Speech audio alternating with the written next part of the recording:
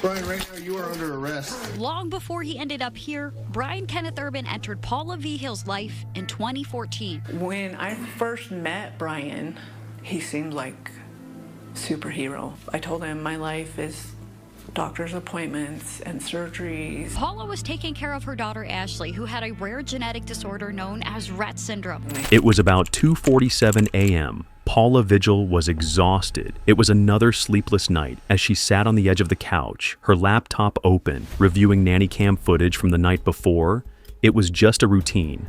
Ashley had been having more seizures lately, worse, longer, unpredictable. The doctors wanted patterns and Paula wanted answers. The screen flickered, then settled on the dim image of her daughter's room. Ashley lay still, as always, fragile and wrapped in the soft lighting of her medical setup. Then the door opened. It was Brian, her partner. He was calm and methodical. He didn't hesitate, rather walked straight in like he belonged there.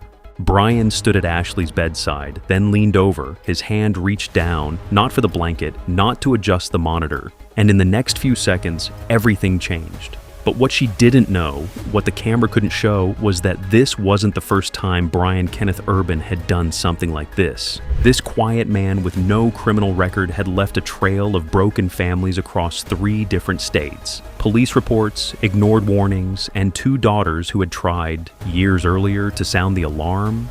No one listened. Until now. Because what Paula saw on that screen didn't just expose a predator. It would rip open decades of silence. It would spark a fight for justice. And it would force lawmakers to rewrite the law entirely. What started in one bedroom would shake the entire state. But before we begin, if you find this video interesting, please give it a like at the end and tell me what you think about the case. It really helps the channel. And don't forget to subscribe for more. Thank you. Ashley Vigil was born in the early 1990s, and almost from the beginning, her life didn't follow the usual milestones. While other children her age were crawling, babbling, reaching for toys, Ashley seemed still, quiet, and delayed. Her mother, Paula Vigil, noticed the signs early, small things at first, like missed eye contact or the way Ashley's hands never quite moved with intention. But then came the regression. The little progress she had made began to slip away, and by the time she was a toddler, the doctors delivered the diagnosis: Rett syndrome. It was rare, incurable, and unforgiving. Rett syndrome stripped Ashley of her voice before she ever got the chance to use it. It locked her in her body, leaving her unable to walk, speak, or defend herself. Her cognitive abilities remained uncertain, but her motor function, her communication, her autonomy, all of it was gone. She would require total care for the rest of her life. And Paula, who was still in her 20s, took that on without hesitation. From that moment forward, Paula built her entire world around Ashley's. There was no other way. Therapy appointments filled the calendar, followed by respiratory treatments, feeding routines, and seizure logs. Their home in Price, Utah slowly transformed, not into a hospital, but into a sanctuary. Every doorway was widened, every rug removed, every light softened to protect Ashley's fragile nervous system. There were no random furniture pieces or overlooked cords. Everything had a purpose. Everything was for her. And yet, despite the daily challenges and constant medical demands, Ashley had a way of being present that never felt empty. She loved music, especially the kind with a slow, rhythmic beat. She couldn't speak, but her eyes told stories. A subtle glance to the side often meant yes. A particular squint might mean discomfort, and Paula learned to read her daughter like a language only the 2 of them spoke. Ashley's joy came in quiet forms: a gentle breeze, the familiar sound of her mother's voice, or being read to by her grandmother in the afternoons. She had no words, but she responded to the tone. She didn't walk, but she reacted to presence. Her life was small in scope, but not in spirit. And through it all, Paula remained relentless. She was more than a mother. She was a nurse, a therapist, a shield. She fought for services, advocated with doctors, adjusted her life to every new challenge Ashley's condition brought. She once said, "She was my little warrior," and there was truth in that.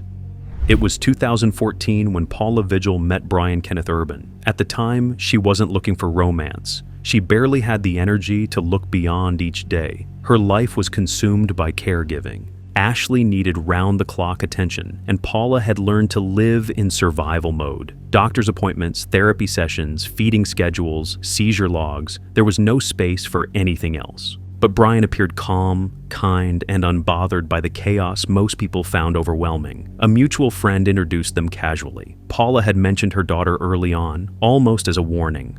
"I told him my life was doctor's appointments and surgeries," she would later say. It wasn't just a statement, it was a boundary, a test. But Brian didn't flinch. No, he didn't hesitate or seem intimidated by the realities of Ashley's condition. Instead, he asked questions, listened. And when he showed up to their second meeting with a bag of groceries and a soft blanket for Ashley, Paula felt something she hadn't felt in a long time: relief. He seemed like he wanted to help, and not in a performative way. He asked if he could push Ashley's wheelchair to the car. He helped prepare her meals. He sat quietly during her physical therapy sessions, watching attentively, but not interfering.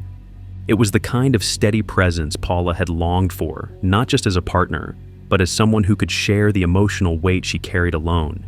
To her family, Brian looked like a blessing. He was respectful, well-spoken, and even accompanied Paula and Ashley to medical appointments. Nurses at the clinic started to recognize him. He remembered the names of Ashley's doctors and knew how to adjust her chair without being told.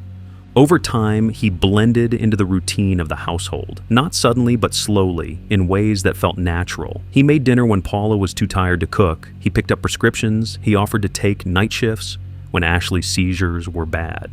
Paula, worn down by years of being everything to everyone, allowed herself to breathe. And that's exactly what he needed. Because Brian Kenneth Urban didn't rush. He didn't force his way in. He waited, he watched, and then, when the door was open, he stepped through. By 2015, Brian Kenneth Urban had become a central figure in Paula's household. But the shift came quietly. Brian stopped asking Paula what Ashley needed and began making decisions on his own. He started referring to her daughter as ours, and even told a neighbor that he was her full-time caregiver. At first, Paula brushed it off as affection, maybe even pride. He seemed deeply attached to Ashley, but in a way that didn't raise obvious red flags. He bought her new clothes, soft fabrics, things he said would be more comfortable against her skin. He started requesting privacy during certain caregiving tasks, and when Paula walked in on him once, helping Ashley change after a seizure, he looked startled, but only for a moment. Then he smiled and said, "I just didn't want to wake you." Family members began to notice. One relative whispered during a visit, "He's very hands-on, isn't he?"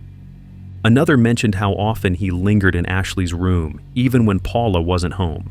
But Paula, exhausted and overwhelmed, dismissed it. She told herself they were being paranoid. Ashley needed help, and Brian was helping him. Besides, who else was stepping up? But then came the changes. Ashley, once calm at bedtime, started flinching when someone entered her room after dark. Her seizures, which had been mostly stable, grew more frequent and severe. Her sleep became restless. She whimpered in her sleep, something she hadn't done since childhood. Then she started losing weight, quickly. Food she used to enjoy no longer appealed to her. She turned her head away. She clamped her mouth shut when it was time to eat. Brian explained it away, saying she was sensitive to textures again. But the decline didn't stop. Doctors were puzzled. Blood work showed nothing new. Medications hadn't changed, and Paula, desperate for answers, blamed the disease. "At the time, I thought it was just the syndrome progressing," she later said. Because that was easier than imagining something worse, easier than believing that the man helping you carry the weight of your world was, in fact, the one tearing it apart from the inside. And Brian, he never stopped smiling and never stopped showing up, and no one, not Paula, not the doctors, not even the closest friends, saw what was really happening behind Ashley's closed bedroom door. So finally, one of Ashley's neurologists suggested a monitoring setup, a discrete camera that could capture what happened at night. The hope was to record Ashley's episodes, maybe identify patterns or catch physical signs that could inform better treatment. Paula agreed, and she installed a nanny cam in Ashley's room, hidden in a corner near the ceiling. It was motion-triggered, silent, and streamed to Paula's phone and computer. At first, it did exactly what they'd expected. It captured seizure events, helped document spasms, and even reassured Paula that Ashley was still breathing on nights when she didn't stir. But then, the camera captured something else. One night, around 2:47 a.m., Paula sat in the living room, laptop open, reviewing footage from the night before. Ashley had gone to bed early, but Brian had stayed up watching TV in the other room. Paula fast-forwarded through the early hours, watching her daughter twist slightly in her sleep. Then the door opened, and Brian stepped in. He glanced at the bed and approached. There was no hesitation in his movements, no confusion, no attempt to check her pulse or vitals. He moved like someone following a routine. He leaned over Ashley, pulled back the blanket, and with chilling familiarity, undid the straps on her diaper. Paula's hand flew to her mouth because there, on the screen, in grainy black and white, was the man she had trusted, undressing her disabled daughter, her motionless, non-verbal daughter who couldn't scream, couldn't run, couldn't say no. And then, he f***ed her like he had done it before. When it was over, he gently redressed her, refastened the diaper, smoothed the blanket, and walked out, switching off the light behind him like it was just another night. Paula sat frozen, unable to process what she had seen. "I was paralyzed with grief and rage. I had trusted him," she later told investigators. "It wasn't a moment. It was a betrayal that shattered the foundation of everything she believed." She rewound the footage, played it again, not because she wanted to see it, but because she had to be sure she wasn't imagining it. But there was no denying it, no mistaking what had happened. The footage wasn't ambiguous. It wasn't open to interpretation. It was evidence, and a devastating one.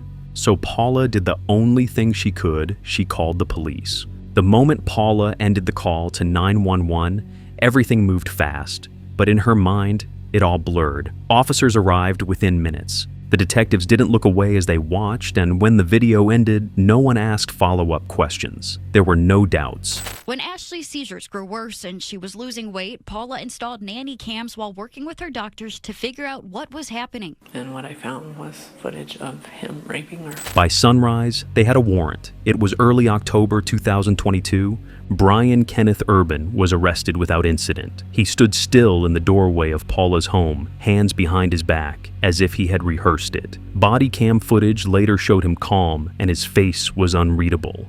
When they walked him past the front porch, Paula stayed inside. She held Ashley in her arms and didn't move. She didn't want him to see her daughter again. And she didn't want Ashley to see the man who had hurt her. Ashley didn't speak. She never did. But that morning, she clung tighter to her mother than she had in weeks. There would be interviews, court hearings, medical exams. All of it would reopen wounds Paula hadn't yet begun to process. But she was ready, because this time, she wasn't guessing what was happening to her daughter. This time, she had proof. Even with Brian Kenneth Urban behind bars, the damage lingered like smoke after a fire. He was gone, yes, but what he left behind, what he had done to Ashley, wasn't something that disappeared with an arrest. Ashley's condition didn't improve. It got worse. The seizures became more frequent, more violent, and they weren't subtle anymore. They shook her whole body, left her gasping, sometimes unconscious for minutes at a time. Her doctors tried adjusting medications, shifting feeding schedules, but nothing helped. She stopped eating solid food altogether, then she struggled to keep liquids down. And within weeks, her weight dropped below 50 pounds.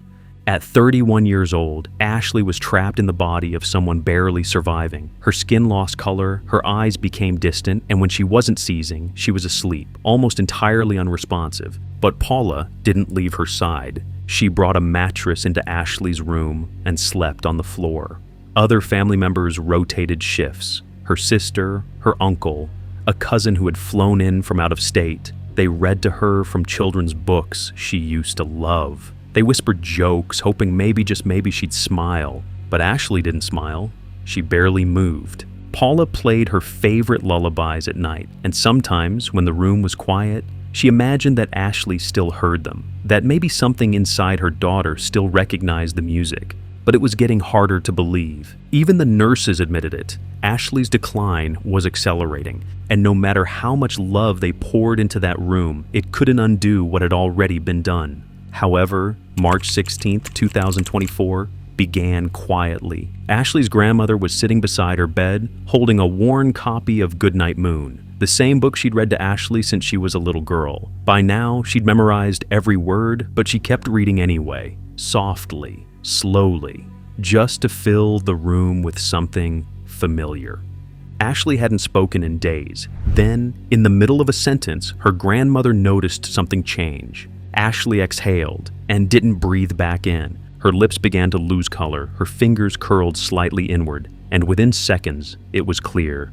Ashley was gone. Paramedics arrived within minutes, but nothing could be done. Ashley had passed peacefully, if that word could even be used after everything she'd endured. The official cause of death was SUDEP, sudden unexpected death in epilepsy, a known risk, but still rare. For Paula, it didn't matter what the paperwork said. In her mind, there was no ambiguity. He didn't just assault her, she told reporters later, he took her life. And for everyone who had watched Ashley fight through surgeries, seizures, and trauma, it felt like the final blow had come from someone who should have protected her the most. After Ashley's death, investigators widened the scope. Paula wanted justice, but so did others. Because as they looked deeper into Brian Kenneth Urban's past, the story stopped being about just one victim. It became something bigger, something systemic. Records from Montana, Wyoming, and Utah began to resurface, and the timeline reached back decades. In the 1990s, Urban had been married to another woman, also named Paula S. They lived in Montana then. Together, they had daughters, Kirsten and Elisa, and both daughters would later come forward with chilling accounts. They said the abuse began when they were still little girls. It was subtle at first, touches they didn't understand, words that felt wrong, but it escalated. By the time they were teenagers, they said Urban controlled every part of their lives. But they were too afraid to speak up. He had made sure of that. He played all three of us, Kirsten later told investigators. He said he'd hurt our mom if we told anyone. The truth stayed hidden for years. It wasn't until 2014, 2 full decades later, that Kirsten filed a report with police in Wyoming. Her sister Elisa did the same in 2017. But by then, Urban had already moved again. He had become a master of starting over, new states, new relationships, new women with children who needed help. In one of those cases, he'd even been charged with strangulation, but instead of prison, he was given probation. And so, he kept moving. He kept finding vulnerable families, and each time, he blended in, played the helper, the supportive partner, the man who showed up until he didn't, until the harm was done, and it was too late to undo it. The case against Urban wasn't just about what happened in Utah. It was about a pattern that crossed state lines and left a trail of damaged lives in its wake. April 5th, 2024. It had been more than a year since the arrest, more than a year of silence, grief, and waiting. But now, inside the West Jordan 3rd District Court, there was finally movement. And outside, a crowd had gathered. Dozens of protesters stood shoulder to shoulder, holding signs and chanting in unison, "Who are we here for? Ashley." But as he spoke in front of a packed courtroom, the most important seat was empty.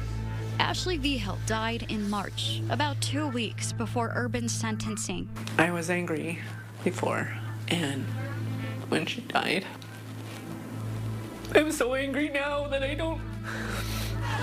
What are we trying to do? Pass Ashley's law. But her story has been heard. Justice for Ashley! Justice for Ashley! Justice for Ashley! Justice for Ashley! Inside, the courtroom was full, packed with advocates, supporters, and strangers who'd read about Ashley's story and refused to forget her. Brian Kenneth Urban sat quietly beside his attorney. He didn't make eye contact with Paula or Ashley's family. He didn't look toward the gallery. Then the charges were read. Urban pled guilty to 2 counts, each carrying 5 years to life. He also admitted to 3 counts of forcible abuse, each carrying 1 to 15 years. But this time, the sentences weren't stacked for leniency. They were to be served consecutively, not concurrently. It was one of the harshest possible outcomes under current Utah law. Still, as the judge reviewed the case and prepared to issue final remarks, Urban offered one last defense. He claimed it was the elevated testosterone and steroids that influenced his actions and not intent or choice. Video after video, only a few watched in court, too graphic for TV, showed Urban undressing, moving, and then raping Ashley. Face the door. Face the door for us. He was arrested right after Paula made this discovery. In court, he'd eventually blame high levels of testosterone, steroids, and medication for his actions. My testosterone levels were elevated extremely high in a short amount of time. I was in a dreamlike state where reality felt like a dream. But Judge Stephen Nelson wasn't buying it. He looked Urban in the eye, and he told him firmly that the court was not persuaded. The judge made it clear. This wasn't about hormones or excuses. This was about a young woman, a vulnerable, nonverbal daughter, who had been preyed upon by someone trusted to protect her. Then, Judge Nelson delivered the sentence, and at that moment, Paula closed her eyes. Because it wasn't just justice for Ashley, it was a promise kept. The sentencing brought some closure, but it also exposed a glaring hole in Utah's legal system. Under state law, if the victim of rape is a child under 18, the law mandates harsher sentencing. No questions asked. But for adult victims with severe cognitive or developmental disabilities like Ashley, there's no such guarantee. Judges still have discretion, which meant that if Judge Nelson had chosen leniency, Brian Kenneth Urban could have walked away with a lighter sentence, despite targeting a woman who functioned emotionally and cognitively like a child. And that terrified Paula. She realized Ashley wasn't the only one. There were others, vulnerable adults in group homes, in families, in care facilities, who could be harmed and then failed by a system that didn't recognize their level of helplessness. That's when attorney Nathaniel Woodward stepped in. He had seen Ashley's story online, and it didn't sit right with him. So he contacted Paula directly, and together they started drafting something bigger than a lawsuit, a law. They called it Ashley's Law. If you someone with the mind of a child, Woodward said, you should face the same punishment as if they were a child. Period. It was a simple idea, but powerful, because the way the law was currently written, mental age didn't matter, only chronological age did, and that left people like Ashley unprotected. So, they wrote to lawmakers. They shared Ashley's story with anyone who would listen. Paula went public, not because she wanted to, but because she had to. She had made her daughter a promise, that Ashley would always be safe, and now, even after her death, Paula was keeping that promise in the only way she still could. In the weeks that followed the sentencing, something began to shift. Ashley's name, once whispered in heartbreak, started showing up in headlines. Her story traveled far beyond Utah. It moved across state lines, across communities, across courtroom doors, where other families waited for justice. People didn't just mourn her, they acted. Local hospitals reviewed their protocols, especially for how caregivers interacted with disabled patients. Some introduced new guidelines. Others installed security cameras in patient rooms, not to catch something horrific, but to prevent it from ever happening again. In schools and care facilities, staff were retrained. Parents of disabled children started asking more questions. Some demanded stricter policies. Others simply held their kids tighter, realizing how vulnerable they truly were. Lawmakers, now under public pressure, began looking into the gaps Paula had helped expose. Conversations that had once been buried in legal technicalities now had a face: Ashley's. Then came the unexpected. The Montana family, Urban's first victims, reached out to Paula. Kirsten and Elisa, both now adults, had followed the trial quietly. They had carried the weight of what happened to them for years, never fully believed, never fully protected. But now, Ashley's case had given their pain a voice too. So they stood beside Paula, and together they stepped into the role no one asked for, but they embraced anyway. Advocates. This wasn't just about Ashley, Paula said in an interview. It was about fixing the system for everyone he hurt and for everyone who could be hurt next. What began as a mother trying to protect her daughter had become a movement, and Ashley, who had once been quiet, trapped inside a body that couldn't speak, was now being heard louder than ever. So, what do you think about this case? Let us know in the comments. Don't forget to like the video, subscribe to the channel, and check out our other true crime stories that dig deeper, beyond headlines, beyond sound bites, into the truths that need to be heard.